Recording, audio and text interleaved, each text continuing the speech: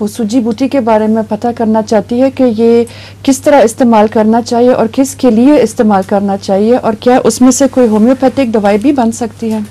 Homeopathic تو میرے علم میں نہیں ہے، مگر سوچی بوٹی کا استعمال یہ ہے کہ کانٹوں والی وہ بوٹی ہوتی ہے، وہ سندھ میں زیادہ پیدا ہوتی ہے، اور سندھ میں اس کا نام ہے ڈراما ہو۔ وہ اس کو پانی میں رات کو بھگو کے تو دن میں پھر وہ اس پانی کو 3 دفعہ کر کے پی لیتے ہیں، اور ہمارے وہاں تجربہ ہے کہ ایسے مریض ایسی مریضائیں جن کو رحم کا کینسر بڑا سخت تھا، وہ سوچی بوٹی کے استعمال سے ٹھیک ہو گیا۔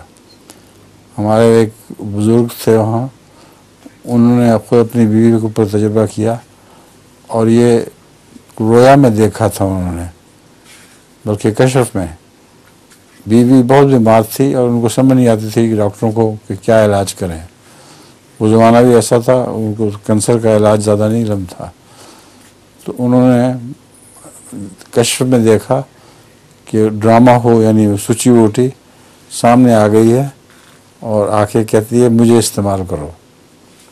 تو انہوں نے صبح اٹھ کے بعد سے سوچی بوٹی پکڑ لی، اور جس طرح میں نے بتایا نا، پانی میں بھگو دیے، دن میں 3 دفعہ وہ گلاس کا پانی اس عورت کو پلایا، اور وہ 1-2 ہفتے میں بالکل ٹھیک ہو گئی۔ اس پر میرے مرحوم بھائی ڈاکٹر مرزا منور احمد صاحب نے اس کے تجربے کیے، اور اسے امریکہ بھی بھجوایا ڈاکٹروں کے بورڈ کے پاس، اور ان سب نے یہ سرٹیفکیٹ دیا کہ اس میں عورتوں کے رحم کے کینسر کی شفا موجود ہے۔ حضور اس کا انگلش میں کیا نام ہوا، یا اسی طرح ڈراما ہو ہی اس کو کہتے ہیں؟ سندھی میں ڈراما ہو کہتے ہیں، اردو میں سوچی بوٹی۔ انگلش میں نہیں، انگلش میں پتہ نہیں۔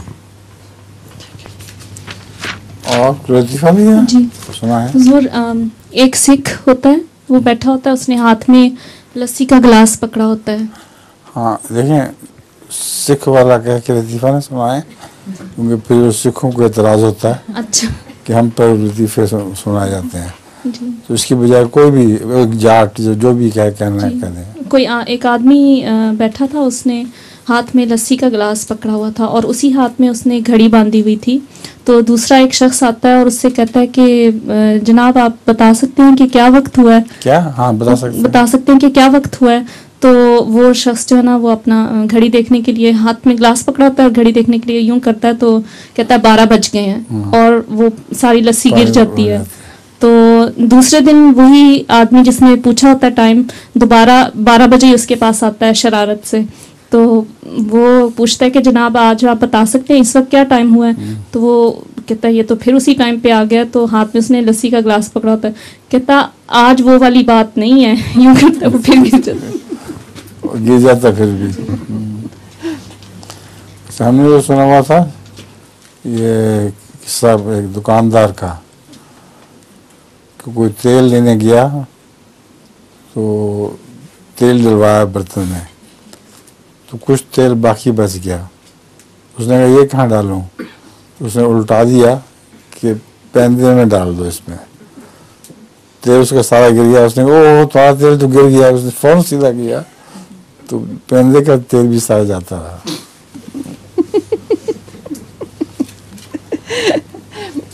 حضور یہ ویسے کیوں ایسا ہے کہ ہر ملک میں کوئی نہ کوئی ایسا گروپ ہے کہ جس کے پیچھے لطیفے بنائی جاتے ہیں؟ ہاں ہمارے ملک میں جراحوں کے لطیفے بہت ہوتے ہیں جی، اور ان کو دادا جس کو کہتے ہیں مراسی، ان کے بھی بڑے لطیفے ہوتے ہیں۔ جرمنی میں بھی گروپ ہے کہ ان کے پیچھے بھی پڑ جاتے ہیں۔ ہاں جی واقعی؟ جی اچھا۔ اور وہ سوئٹزرلینڈ عائشہ بھی بتا رہی تھی، اس کے ملک میں ان کے بھی کوئی، ہر ملک میں کوئی نہ کوئی گروپ ہے جس کے پیچھے پڑ جاتے ہیں۔ ٹھیک ہے۔ ایک مراسی کا میں سنا دیتا ہوں۔ ایک مراسی کبڑا تھا، اس کی بہن کے گلر نکلے ہوئے تھے یہاں۔ گلر پتہ کیا ہوتے ہیں؟ سوجا ہوا جو ہوتے ہیں، گٹھلیاں نکلی ہوتی ہیں۔ وہ اپنی بہن کے گھر گیا، تو ان کا رواج ہے کہ جب بہن کے گھر کوئی جاتا ہے तो उसके लिए पिनिया ज़रूर लेके जाता है खाने पीने के लिए। तो उसके हाथ खाली थे, तो वो भी मिरासी की बहन थी।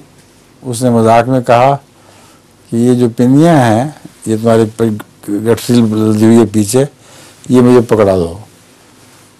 तो मिरासी ने कहा कि बहन पहले अगली तो निकाल है, पहले अगली पिनिया जो रखी हुई है गले की उनको तो नीचे उतार लो। तो मरासी कौम बड़ी मज़ाहिया होती है, दादा कहते हैं उनको पंजाब में। चलिए शुरू करें।